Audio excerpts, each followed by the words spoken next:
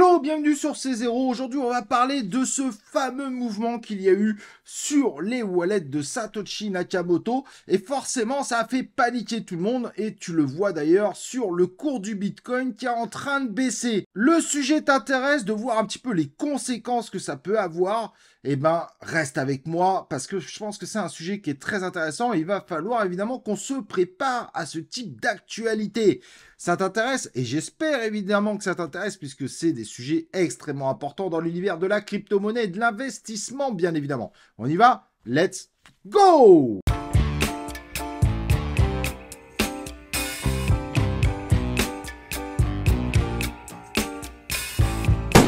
Donc, comme je disais, aujourd'hui, on va s'intéresser à ce fameux mouvement sur un des wallets de Satoshi Nakamoto qu'on pensait complètement abandonné. Et non, il y a eu un mouvement dans la nuit et c'est ce qui a fait que nos cryptos ont baissé. Avant de parler de tout ça, n'oublie pas évidemment de t'inscrire sur la chaîne YouTube et d'activer les cloches de notif pour recevoir mes prochaines vidéos et mes prochains lives en notification.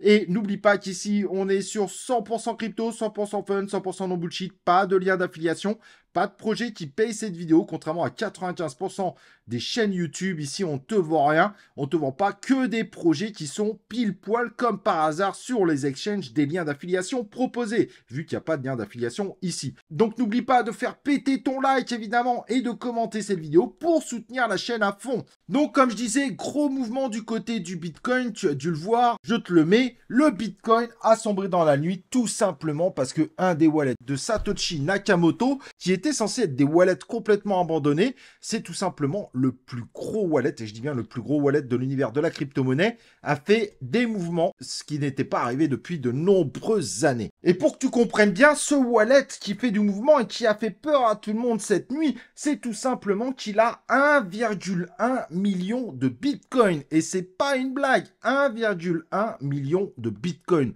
Je te laisse imaginer avec un Bitcoin à 69 000, combien ça fait en termes de prix. Allez, je fais le calcul pour toi, puisque évidemment, c'est un jour férié pour la plupart d'entre vous et que vous êtes fatigués. Ça fait 76 milliards de dollars. C'est véridique, hein, 76 milliards de dollars, donc qui pourraient se retrouver à la vente. Et ça, évidemment, ça fait peur énormément aux investisseurs. Qu'est-ce qui peut se passer s'il y a véritablement les ventes de ces wallets?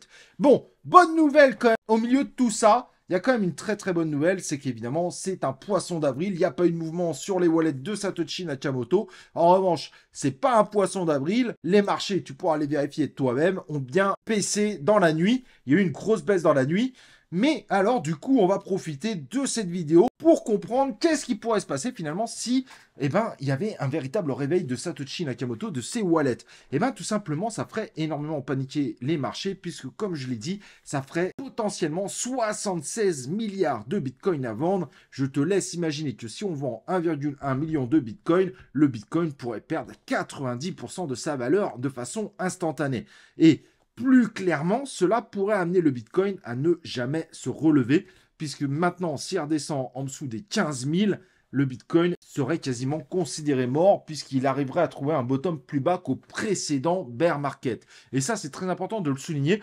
Alors, pourquoi on le souligne ? Tout simplement parce qu'il y aurait des théories folles, et là on parle bien de théories folles, hein, donc ne me fais pas passer pour un complotiste, je ne dis pas que c'est ce qui va arriver, mais certains qui estiment que en fait Satoshi Nakamoto a toujours accès à ce fameux wallet, mais qu'il attend clairement que les ETF rentrent à fond, de chez à fond de la mort qui tue, pour pouvoir ensuite complètement détruire le Bitcoin en faisant une vente ultra massive, donc une vente de 1,1 million de Bitcoin. Évidemment, c'est purement de la théorie complotiste, mais voilà un petit peu ce qui se dit. Là où c'est vrai, c'est que si jamais ces 1,1 million de Bitcoin étaient vendus, on perdrait bien plus que moins 90% des valeurs du Bitcoin. Ça serait vraiment un effondrement et il y a très peu de chances que le Bitcoin puisse se relever d'une telle vente massive. Donc ça, par contre, malheureusement, c'est une réalité. Et comme tu l'as compris, les crypto-monnaies prendraient une cartouche violente puisque les crypto-monnaies baisseraient pareil. D'ailleurs, on le voit globalement aujourd'hui, le Bitcoin qui a pris sa cartouche, et ben les crypto-monnaies, globalement, à part quelques exceptions, mais elles ont quand même globalement pris aussi leur petite cartouche. Elles ont suivi le mouvement. On voit bien ici, on a beaucoup de crypto-monnaies qui ont perdu énormément. Et on le voit aussi, évidemment, sur la domination du Bitcoin. Donc, ça mettrait énormément à mal, évidemment, l'univers de la crypto-monnaie et du Bitcoin d'avoir une telle vente. Alors, évidemment, aujourd'hui, ce n'est pas une réalité. On ne sait pas du tout. Si ça se trouve, Satoshi Nakamoto n'a plus du tout accès au wallet. Ça se trouve, la personne ou les personnes qui se cachent derrière sont réellement mortes. On n'en a aucune idée. Mais je trouvais ça assez intéressant, finalement, qu'on analyse ça ensemble, les risques potentiels d'avoir une telle actualité. Bien que là, ça tombe bien, c'est du poisson d'avril, mais n'empêche que la question se pose réellement. Et si le wallet de Satoshi Nakamoto se réveillait? Qu'est-ce qui se passerait? Il faut bien comprendre que ça amènerait Satoshi Nakamoto aujourd'hui à être l'un des hommes les plus riches du monde avec ce wallet évidemment de 1,1 million de bitcoins qui représenterait aujourd'hui au moment où je fais cette vidéo de 76 milliards de dollars. Alors comme on le voit en février 2024, ça l'aurait pas rendu comme l'homme le plus riche du monde, mais il serait quand même pas loin. Évidemment, le plus riche du monde actuellement, c'est Bernard Arnault et sa famille avec 212 milliards. Ensuite, c'est Elon Musk, Jeff Bezos, ensuite Mark Zuckerberg, je ne vais pas tous les faire, mais voilà pour te faire une idée des plus grosses fortunes du monde. Mais imagine que Satoshi Nakamoto, derrière, il s'est peut-être acheté de l'Ethereum. Non, je pense pas, mais voilà pour se faire une petite idée des possibilités réelles. Et forcément, une vente massive de 76 milliards sur ce Bitcoin n'amènerait pas le Bitcoin à baisser de façon proportionnelle si on prend le market cap, mais à perdre au moins, et au moins je dis bien au minimum, 90% de sa valeur, puisque ça prendrait tous les ordres d'achat, etc., etc. Ça créerait évidemment des systèmes mis en place assez fortes du côté des liquidations. On serait évidemment dans une panade absolue. Et oui, ça pourrait potentiellement tuer évidemment le Bitcoin. Aujourd'hui, on considère que si le Bitcoin descend en dessous de 15 000, le risque, c'est tout simplement qu'il ne s'en relève pas avec une telle vente. Le Bitcoin, si c'était une vente au marché, ça tuerait tout simplement le Bitcoin. Et donc, les complotistes vous diront, oui, mais le Bitcoin, c'est ce qui pourrait arriver. Moi, évidemment, je ne suis pas dans ce type de théorie complotiste, mais c'est juste pour vous dire que c'est vrai que si ça arrivait, bah, ça nous ferait extrêmement mal. Alors évidemment, c'est le 1er avril, on n'est pas là pour se casser la tête, on est plutôt là pour manger du chocolat, pour en profiter. Surtout que si du côté des chrétiens, évidemment, ils vont nous fêter la fête de Pâques, de l'autre côté, n'oublions pas que c'est aussi une semaine très importante du côté aussi des musulmans qui vont nous fêter, évidemment, la fin du ramadan. Donc c'est une semaine en fête, ça serait dommage évidemment que ça arrive. Et c'est pour ça que, heureusement, c'est un poisson d'avril.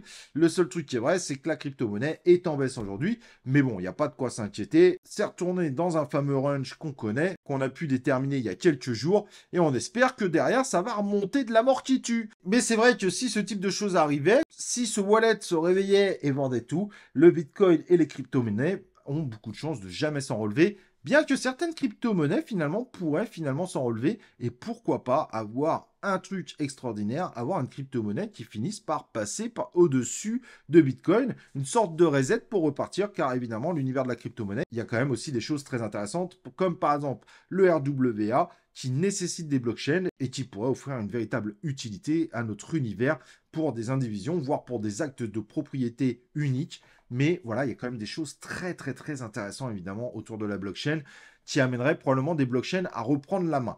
Mais aujourd'hui, on n'y est pas. Je peux vous rassurer directement, Satoshi Nakamoto s'est pas réveillé. Il a peut-être mangé du chocolat. Mais en tout cas, les wallets sont toujours sans mouvement.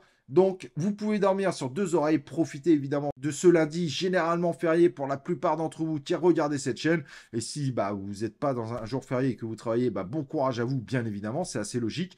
Et voilà, petite vidéo du jour, ça me faisait plaisir, c'est un petit cadeau. Je trouve que ça fait du bien aussi parfois de profiter un petit peu, de regarder un peu ce qui pourrait arriver si, même si ça semble complètement fou, ce sont quand même malgré tout des risques à prendre en compte. On ne sait jamais ce qui peut arriver, on est dans un monde complètement dingue, tout est possible. Mais là, c'est pas le moment de se prendre la tête, c'est le moment d'en profiter, évidemment, de se reposer, de bien manger et éviter d'avoir une crise de foie à la fin parce que ça pourrait faire évidemment extrêmement mal. Allez, gros bisous, profitez bien et on se retrouve évidemment sur le live de ce soir sur C0.